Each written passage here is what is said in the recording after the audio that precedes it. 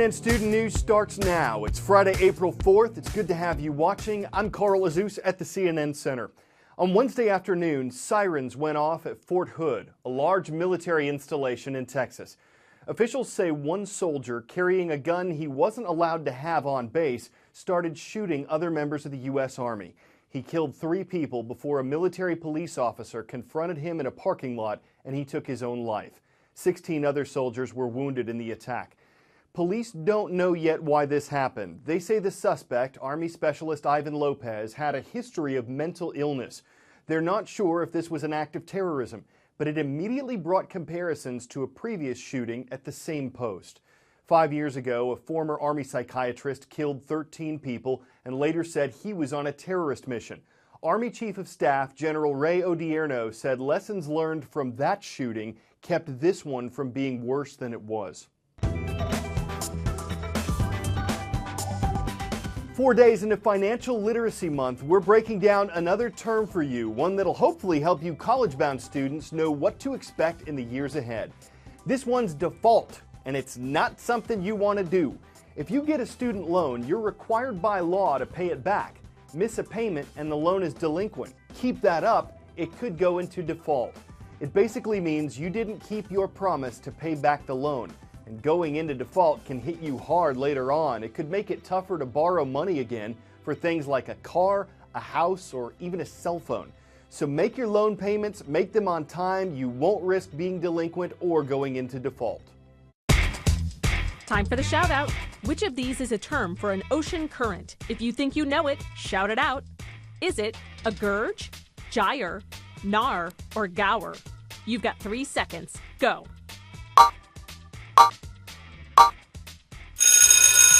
Gyres are massive circular ocean currents that rotate clockwise in the northern hemisphere and counterclockwise in the southern hemisphere. That's your answer, and that's your shout out. Gyres are natural, but some of the stuff swirling in them isn't. Garbage, trash from nations, shorelines, boats, collected in currents swirling around the oceans. The Indian Ocean search for a missing Malaysia Airlines passenger plane has been called the most difficult search in human history. Gyres of garbage are making that search even harder. Debris that you might see, in our homes, all around our homes. Here's a toy grenade. Here is a paintbrush handle. Here's a toy leg from a baby. Flip-flops. Not items from a landfill, but from the ocean. More specifically, the Indian Ocean gyre, essentially a garbage patch swirling with trash and overflowing with plastic. The massive rotating current spins counterclockwise. Marcus Erickson is the director of research for the Five Gyres Institute in California. He says gyres are like plastic soup.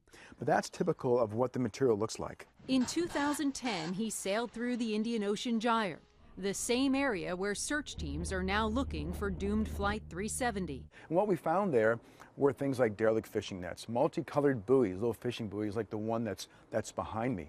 Lots of buckets and crates, other consumer goods like bottles and bottle caps and bags and forks and knives. There was so much stuff already there. So the debris from the aircraft is blending into all that. Which is one reason why locating the missing plane is such a challenge. Satellite images once thought to be debris fields, likely just floating garbage. A Chinese ship just this week in search of the airplane came across trash instead. Even sea life can't tell the difference. Fish, sea lions, birds, they all ingest this junk, thinking it might be food. I hear this talk about there being 300 plus pieces from the aircraft. There are 300,000 plus pieces of trash already there. The Indian Ocean gyre isn't the only one that exists. There are also 2 in the Pacific and 2 in the Atlantic. They form when ocean currents bounce off the continents and create a vortex of swirling water, which pulls debris from the shores to the center of the ocean. The gyre in the Indian Ocean is thought to be about 2 million square miles. Now keep in mind, the entire United States is just under 4 million square miles. And this garbage patch isn't just huge, it's also on the move, traveling about half a mile per hour or about 12 miles per day. And it may be carrying parts of the plane with it. Leonardo da Vinci sketched a flying machine in 1485, but of course he never flew in one. Two Frenchmen climbed aboard the first untethered balloon in 1783, but didn't exactly power it. Even the Wright brothers, at the dawn of powered flight, didn't have to flap or pedal themselves. You might say these folks, compared to the man you're about to meet, took the easy way up. The dream is pretty much as old as time itself, of flying under our own power. The spirit, the endeavour, has always been there, but seldom the means. Contraption after contraption left crumpled and resolutely earthbound. When Orville Wright took flight in 1903, muscles gave way to engines, and our fantasy of powering aircraft by ourselves largely evaporated. Except, that is, for a few single-minded individuals. David Barford is living his childhood dream in his very own bespoke flying machine called Betterfly. By day, he designs Formula One engines for Mercedes-Benz, for Lewis Hamilton and others. By night, he plans his next David Barford-powered flight.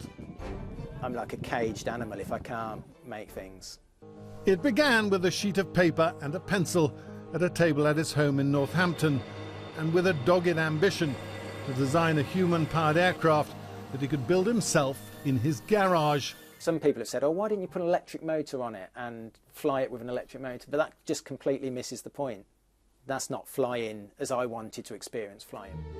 Betterfly has a huge wingspan, 22 meters across. Yet she weighs just 42 kilograms, around half the weight of the pilot.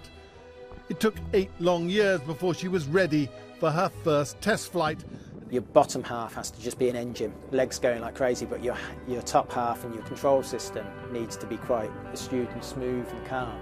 So one half is going a bit like a swan, pedalling away. All of a sudden you get to a certain speed and you just rise up really smoothly, no dramatic effort involved to it, if you like. The feeling was beautiful, really was, very pure. The day after our flight, I saw a buzzard just hovering as I drove to work, and I thought, yeah, you and me, mate, I can join you.